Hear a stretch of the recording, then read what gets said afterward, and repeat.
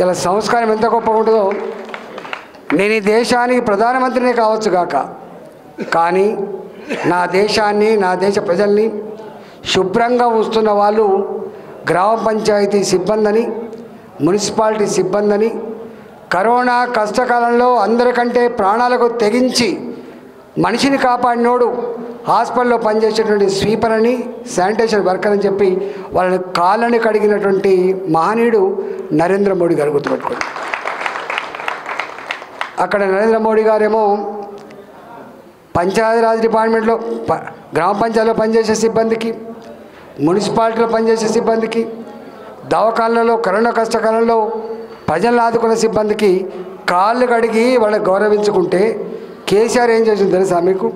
ఇక్కడ ఉన్న మన కేసీఆర్ మాత్రం మున్సిపల్ కార్మికులు మేము మురికిలో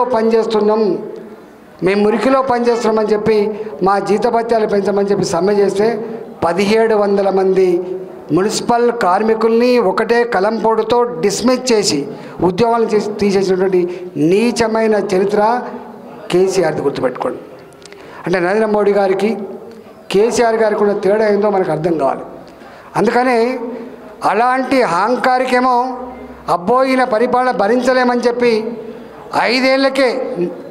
ఐదేళ్లకే ఇంతకుముందు మీరు చెప్పినట్టుగా సారు కారు 16 ఢిల్లీలో సర్కార్ అని చెప్పి అహంకారం అది ఇచ్చిండ్రు.